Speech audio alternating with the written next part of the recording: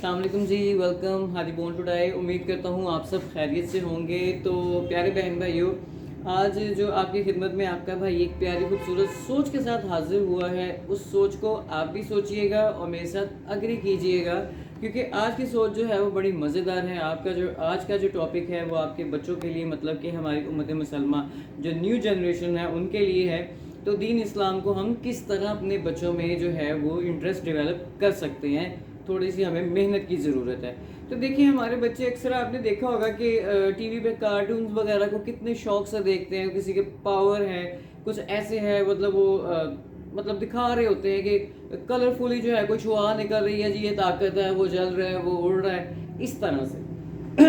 तो है क्या दर हकीकत ऐसी पावर, आप सोच सकते हैं है या नहीं है जी? ऐसी पावर बिल्कुल होती है, क्यों नहीं होती है?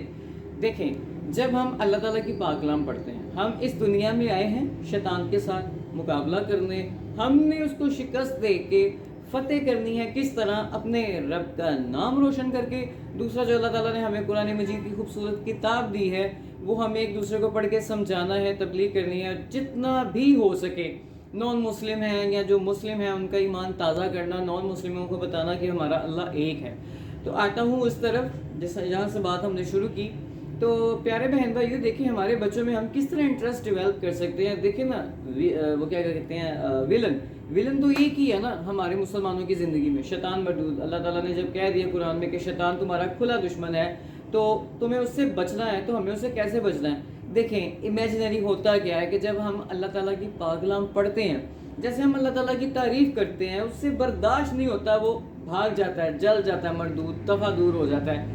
एज इट जब हम अल्लाह ताला की 99 सिफ़ात हैं, जब हम उसको बुला रहे होते हैं, तब भी क्या होता है? वो जल रहा होता है।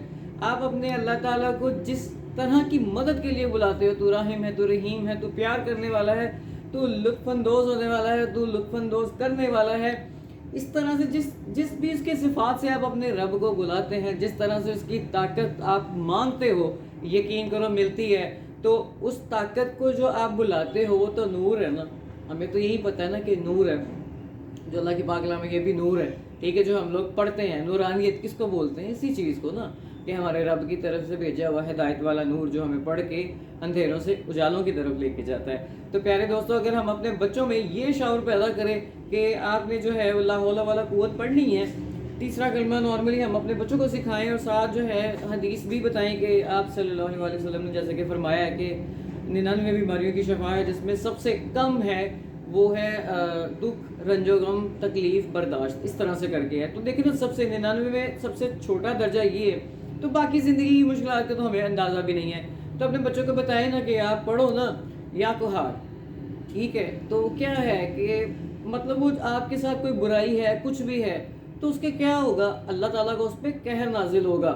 आप अपने रब को क्या कह रहे हो कि मुझे इस चीज़ से निजात दिला। आप जिस मकसद के लिए भी अपने रब को बुला रहे हो, आप अपने पॉइंट से, आप अपने नज़रिए से जिस तरह से बुलाते हो, मुझ पर रहम कर, मुझे माफ़ फरमा दे, तो क्या है? आप अपने अल्लाह को राहिम रहमान ही जान रहे हो ना, जो उससे रहम की ये अपील कर रहे हो। और अगर किसी दुश्मन से निजात चाह रहे हो, तो क्या है कि वो आपके ऊपर जो है वो जुल्म कर रहा है, तो आप अपने रब को क्या कहते हो कि मुझे जालिम से निजात दे। और इसी तरह जो शैतान मरदूद है, जो हर वक्त हमारे दरमियान आपस में बहुत सारी मिसअंडरस्टैंडिंग्स, प्रॉब्लम्स, हमें जो है वो कभी इस तरह से परेशानियां लेके आता, तो ये नहीं करेगा, ये नहीं होगा, 24 घंटे जो हमारा हमजाद हमें मतलब एक परेशान करके रखता है। तो क्या है, अगर हम कुरान पढ़ना नहीं छोड़ते ना, अगर हम नमाज पढ़ना नहीं छोड़ते ना, अगर हम अपने रब को याद करना नहीं छोड़ते, क्यों हर चीज़ में बिस्मिल्लाह रहमान रहीम कहा जाता है? शुरू अल्लाह का नाम से जो बड़ा मेहरबान निहायत रहम वाला है। जब आप बार बार अपने अल्लाह को बुलाते हो ना, बार बार अपने अल्लाह को बुलाते हो, तो जितनी मर्जी गंदी घटिया ताकतें आपके पास हों, वो दफ़ा दूर हो जाती हैं। तो अपने बच्चों को कहो ना कि ठीक है, आओ ना, या अल्लाह पढ़ो, या अल्लाह या रहमान पढ़ो, ए रहम करने वाले, इसको ऐसे कर दे। अपने बच्चों को कहे ना कि आपको कभी डर लगे तो उसे को मैं तुझे ऐसे कर दूंगा, ए अल्लाह या अल्लाह, इसको भगा दे। तो क्या होगा?